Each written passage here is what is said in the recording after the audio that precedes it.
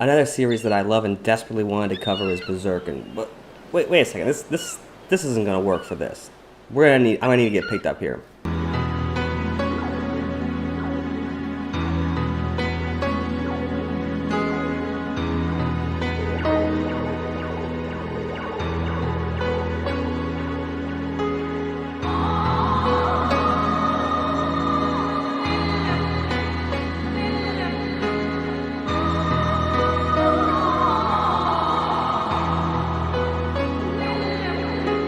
Ooh, okay, that's much better.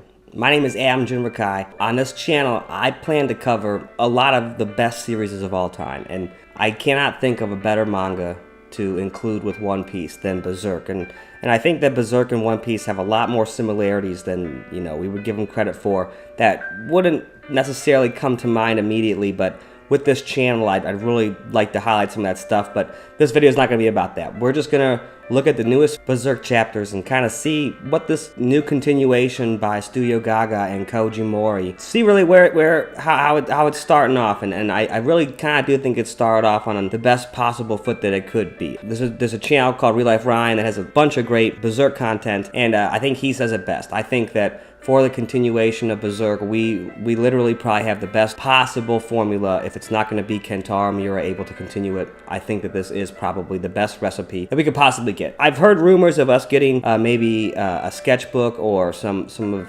Kentaro Miura's notebooks in some future deluxe editions, but I'm not 100% sure about that, so don't quote me on it, but I would love that. What I wouldn't do to see Kentaro Miura's notebooks, but I think the new authors in studio doing this, I think it's probably in the best hands that it could be. So let's take a look at the newest chapters with an analytical eye and see what we see. Because I really think that the series is in good hands with Koji Mori, and I really think that these first three chapters kind of hinted at some endgame stuff that a lot of longtime fans of Berserk, that if you've been reading through the pages and between the lines, that were really hinted at pretty clearly in these new chapters, and we'll touch on some of that here. So with that, let's start on episode 365 of Berserk, Waning Moon's Quietude. Now, I actually really like this color page. I really like the lighting, and they've definitely kept Kentaro Miura's coloring style of not using a hard black outline for character lines and just stay with the paint. And they're doing some stuff and codes and the blood and all this stuff, so I really like where this page is going. I'm not sure if it was drawn by Kentaro Miura or not. I'm not going to touch too much on the art or anything in this review. I think that Kentaro Miura was maybe the best manga artist of all time, and as a manga artist myself who has studied his work very, very intensely over the last 15 years, I can tell you that the line work that Kentaro Miura would do, and the intention behind every single... I used to think that his cross-hatching was just, magnificent, but, ultimately random. But, when you really come down to it, every line was intentional, every single stroke had meaning, and that is impossible to replicate, period. And it's also my understanding that this new serialization of Berserk is going to be coming out in closer to a weekly fashion, and if the trade-off is going to be, the story continuing and we also get quicker Berserk chapters, the art is going to, not be to the same standard that Kentaro Miura set, which I think, given everything, is something that is perfectly acceptable. And I did not expect the art to be exactly the same either way. But I don't think it's terrible or anything like that. I don't think it's bad. I don't think anything like that. Just you can definitely tell that's a different artist. And honestly, to me, in all sincerity, when it comes down to it, I was very hesitant as to who was going to take over Berserk. Someone who has made their own manga series and has done a little bit of their own journey like that, I think is the perfect person to take over the series. So in doing that, I expected them to, add their own flair and style to it. So nothing wrong with any of this stuff. Like I said, the art's going to be coming out faster. There will not be as many lines, and the lines are, where it counts. But looking at the page, it still feels like Berserk.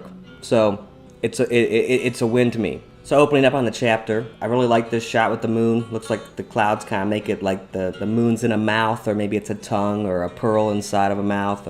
But this shot of Puck flying across the moon and kind of doing the E.T. phone home thing, and really reminded me of another series recently with a Nika reveal. And this was the page when I saw it. I was like, okay, this guy was not lying about talking to Kentaro Miura. he knows he has definitely known some endgame stuff, and I didn't think he was lying about anything either. I'm just saying these are one of the clues where I really was like, okay, I think that the story is in great hands. So this puck opening shot with this idea of, you know, the bridge to the moon, and I would argue that there's a lot of stuff going on maybe behind the scenes of trying to infiltrate this 𝚲𝚘𝚏 and needing someone to take them there in some form. Then we cut to seeing the Marrows underwater. I kind of think this whole shot is maybe a hint at where the giant grand cherry blossom tree of 𝚲𝚏𝚏 is maybe heading with the end of these 3 chapters. And it also reminds me of another parallel to Berserk maybe, where there's a giant pixie dust tree that might be at the bottom of the ocean. Then we cut back to 𝚙𝚒𝚏 and Casca inside the house, and we witness Casca's reaction to seeing Griffith again and the meltdown that ensues. But I want to focus right now on her necklace. You can see when she first appears, it's kind of where her foot points, and then on the next page, it's kind of highlighted as the first thing in the frame when we see her after she's witnessed Griffith again. And I say that because after she witnesses Griffith, which I thought was a great shot, and the brand of sacrifice goes nuts on her, we have her melt down, but her necklace pops off, and we can see that it seemed to be more than a wooden necklace, okay? It seemed to have some sort of a maybe, it at least has writing on it, but it looks like there's stuff coming off of it to me. So it seems like that was definitely more of a spell thing. And there's a great YouTube channel called 𝚲𝚙𝚙𝚑𝚝, and he has some great analysis videos on Casca and the series and the whole Berserk series in general. But he has some really good videos on Casca's dreamscape and the idea of the series tackling abuse in all forms. And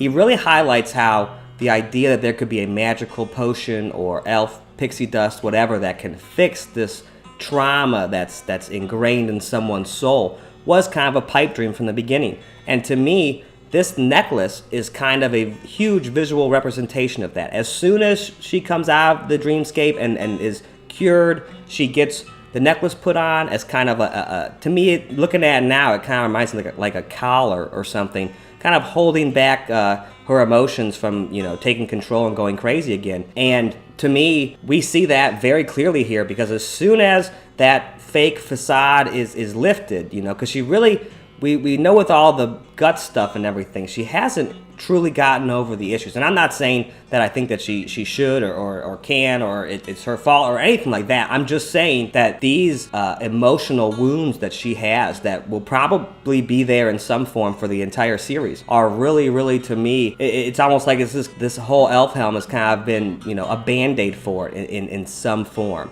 And sadly, we see it here, because as soon as Griffith shows up, all of that is out the window. And it's way worse than what happened when she saw Guts again. Obviously, it seems like she is incapacitated by the emotions, you know, and you know, I can only imagine, you know, what she's feeling right now. And with Griffith's eyes showing up in 𝚙𝚒𝚏, it definitely the vibe of all hell is about to break loose. And then we finally get Guts' reaction. And this spread really, to me, was another one of those, okay, I feel like the series is in good hands with Mori again, because this page is great art direction wise, and especially knowing what's coming next with you know, the inadequacies between Guts and Griffith here. We kind of get a very clear symbol to that if we're really looking during these spreads, and it's all in Guts' hand. He's obviously enraged at this moment, all this stuff. You would expect, if you know, when you're enraged, you clench your fist, you know, you get angry. And we see very clearly, he can't hear. The next page, when we see how mad he is and he's clenching his teeth and all this stuff, he can't clench his fist. And then he grabs his sword, which, at least what we're going to see, seems to at this point be very ineffective. The Dragonslayer does not seem to be effective when it comes to Griffith right now. And we're kind of getting a hint of that here too, because, okay, but when Guts lunges forward to Griffith, we still have that open hand highlighted. And it's almost basically touching Griffith right there, saying, you know, hey, at this point, you can't touch me, is the vibe I get from Griffith here. And then to end the chapter, we get this spread of Guts, and he's lost to the darkness, although he can't totally be lost to the darkness because the Berserker armor has not taken him over. But there is actually a mistake on this page. It's kind of a huge mistake. The panel where we get the Guts grabbing the Dragonslayer with both hands, his left hand is replaced that even has fingernails. It's replaced by a real hand. Now, I think that the message could be that the Dragonslayer and Guts is a complete form. You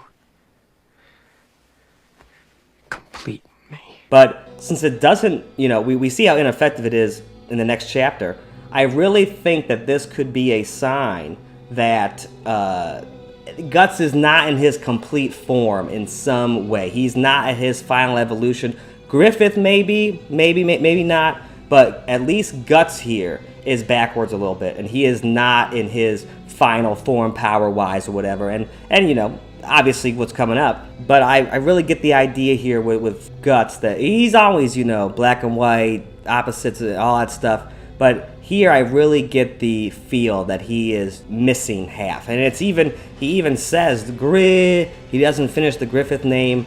Just everything here just is showing me that he is incomplete in his journey. I think that for the last bunch of chapters, it kind of seemed like Guts had maybe evolved as a character. I'm not saying that he hasn't, but just this idea that maybe he had abandoned revenge and had kind of relaxed a little bit from what we saw him in chapter 1.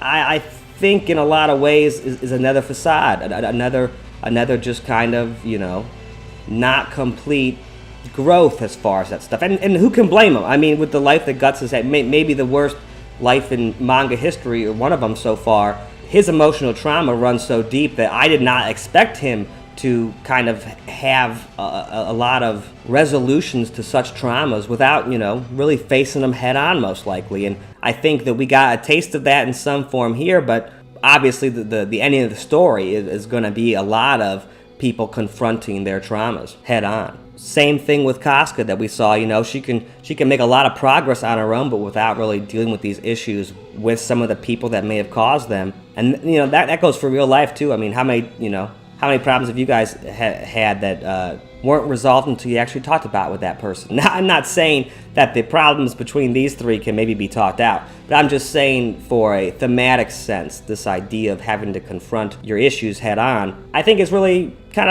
of shown here. And I really don't get the sense from these chapters that anyone is ready for that. On a very, surface level and literal level, almost nothing actually happens. No contact is made, no communication has happened, all that stuff. To me, it's a big idea that all three parties, Griffith included, maybe is not ready for this confrontation. I don't mean scared or anything like that, but just avoidance is a sign of being not ready. Then next we have episode 366, Eye of the Maelstrom. The chapter picks up right where the last one ended. We kind of get that hand thing highlighted. I think here again, Kentaro Miura did this a lot too, where sound effects and the edges of panels and bubbles would kind of lead your eye around what's important. And this idea of an artificial connection or an artificial covering to me is highlighted here with the Guts' eyes replaced. We don't see his face. We don't see Griffith's face. Another, just everything about this, every single section of whatever we're seeing, whether it's hair or Guts' arm or his sword, everything is cut off in some way, incomplete in some form. And I think that that's the main thing here. And even the name, it almost is implied it's like a grrr, like a growl at first, and then he makes the name. Tons of stuff that I really thought was cool here, and really liked the direction Koji Mori was keeping it. And then we see the Dragonslayer go right through Griffith, shock, crazy. Nothing seems to be effective, nothing seems to work. And then looking at these pages a little deeper again, to me it really highlights the whole neck collar thing we were talking about before, and I do kind of think that maybe a reason why Guts could be incomplete here is because of the influence of the Berserker armor in some form. But we get, we see through to his neck again here. The blade almost kind of goes through his neck, but it looks like it more goes through Griffith's mouth probably.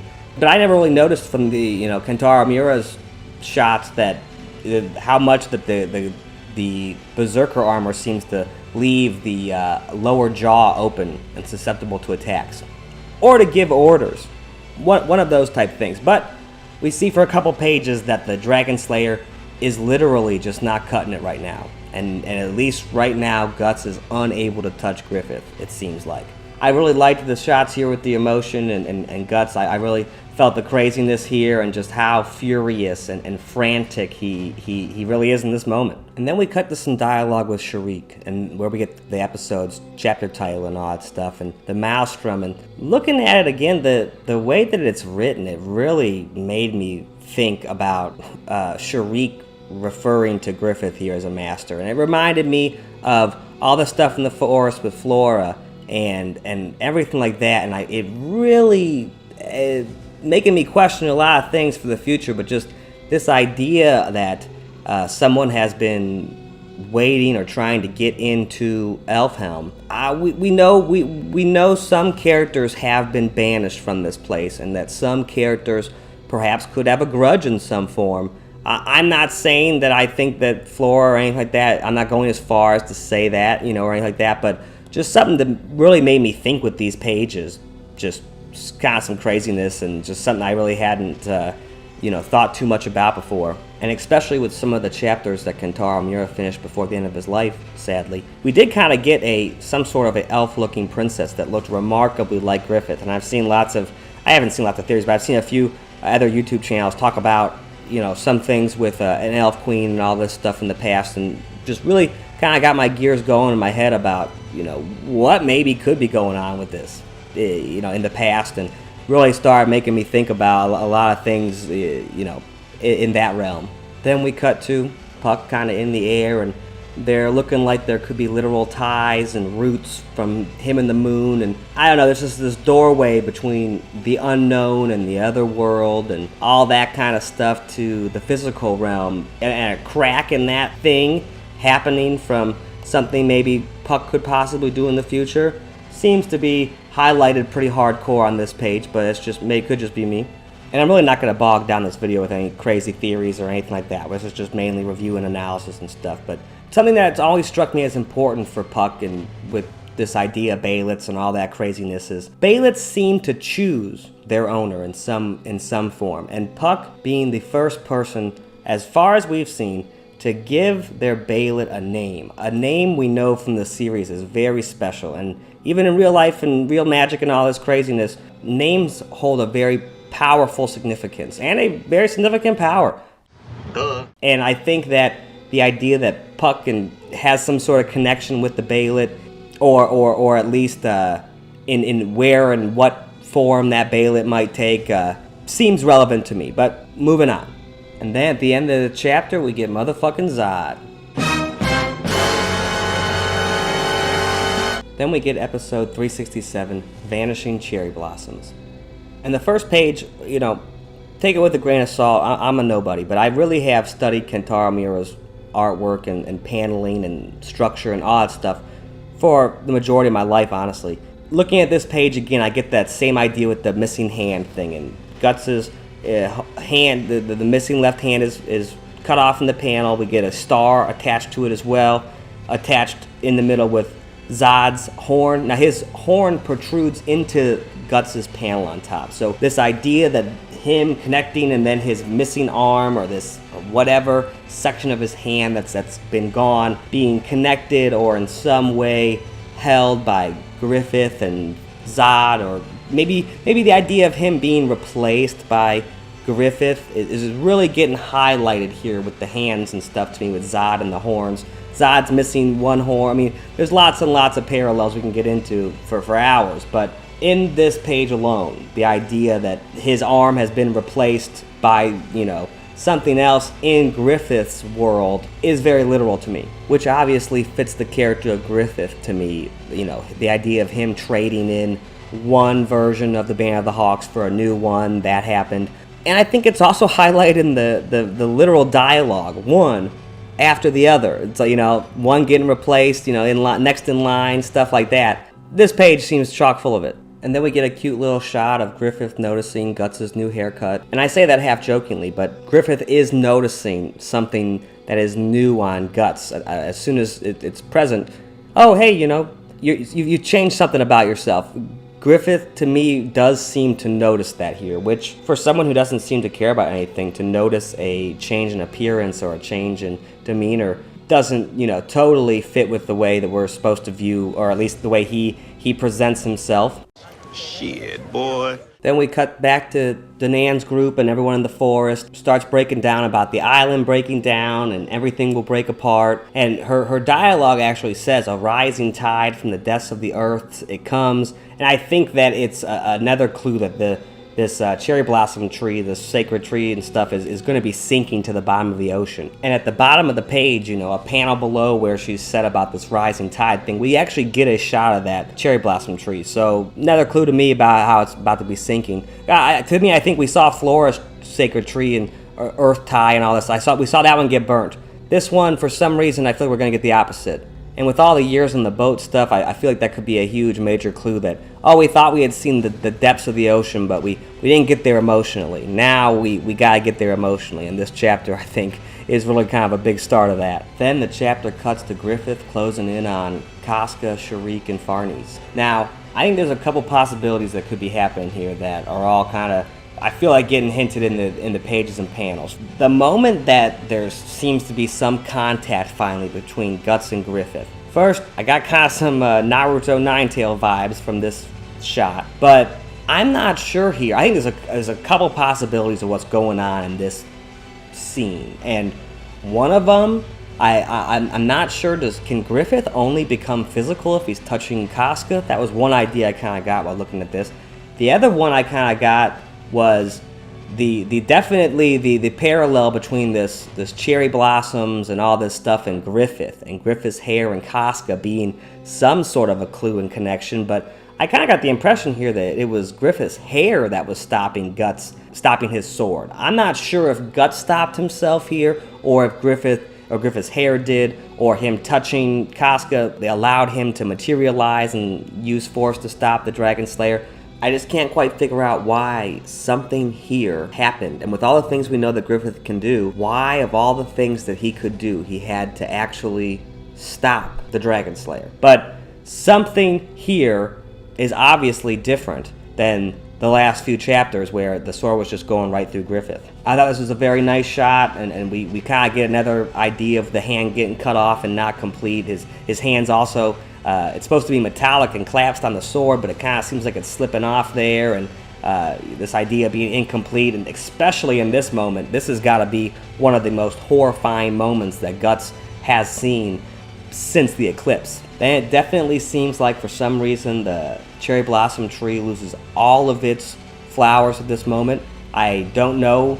I really am questioning. There's some stuff in the last few chapters on reread looking at with Casca and a dark elf princess and all this stuff, and I really am kind of wondering whose magical influence and power here is making all this gravity go towards them. Yeah, I know we're told it's Griffith and all these things, but he was not able to do this before touching Casca, and obviously at the end of this chapter, after Griffith seems to unleash an earthquake or some sort of pull down to the depths below, he takes Casca with him. But before that, he seems to unleash some sort of an earthquake. And one of the things that I've picked up on over the years, and I'm going to do a whole video about a bunch of Kentaro Miura's expertise and mastery of the craft of manga. One of the things that he always did was point to the main clues in the page with the Dragonslayer sword. And considering at the end of this chapter the ground looks like it's coming alive when Griffith takes Casca with him, I really think that the big clue that might be getting pointed to here is that the elves and fairies and the magic and Elfhelm realm and world might be doing everything to try to break into the human world in whatever form that takes. We even get these shots of the roots in the sky kind of looking like it's maybe tearing apart the ground. The ground also looks like it's rising up. Like, it just, all of it makes me think that maybe something in or under Elfhelm in some way is taking flight here too. And then the chapter ends with Griffith taking Casca and the roots maybe reaching up to the moon, whatever. And we also get a lot of stuff with the horn and that kind of shielding Griffith's hair. So a lot of stuff in this. We even get the missing hand stuff with some of the shots. I really liked this shot, and even though it's an absolute nightmare and oh my god, worst possible thing that could happen, very nice artwork here. I was very pleasantly surprised by this panel, and I kind of like Zodd. Zodd almost looks like he might be a little bit afraid of getting replaced here too. But looking at this page even deeper, things are really popping out at me, and this idea of evil crumbling. When we see the evil, it touches right to the ground, and obviously the ground looks alive. It looks like it's staring at us. Something's going on here, and then we get this tree in the background kind of touching. The main impression I kind of got from some of this stuff, though, is obviously we know that Griffith wants to take Casca because of the connection between the Moonlight Boy, but I'm starting to really think that there's a connection between this cherry blossom tree and the moon, and that Casca might be a vital aspect of that connection. But that, you know, more tin-foily stuff like that. But this idea that there's a lot of things going on here, and I really am wondering maybe who's in charge of who as far as why this all took place, and maybe the motivations of maybe a lot of the stuff that happened, that has just happened, I'm just going to throw it out there, is machinations from the Moonlight Boy. That Griffith, at least in this form, in his femto form, whatever, is not privy. And I'm going to touch directly on it in future Berserk videos, but I'm kind of getting some Black Clover vibes when it comes to infiltrating the human world, and I'm really starting to wonder who's exactly working and doing stuff for who now. And that the idea that Guts has kind of been a secret sworn sword most of his life, you know, working as a mercenary and stuff like that, but that I am really starting to consider how deep that might run. And that's going to do it for this Berserk review of episodes 365, 366, and 367. They says at the end of the chapter that the next issue is going to be coming out in the Young Animal number 16 on August 12th. So I will definitely be having some Berserk videos around then, but I'm hoping I will have some before then, touching on other stuff and touching on some of the older parts of the series and some of Kentaro Miura's work. My name is 𝙲𝚘𝚙𝚒𝚘𝚗.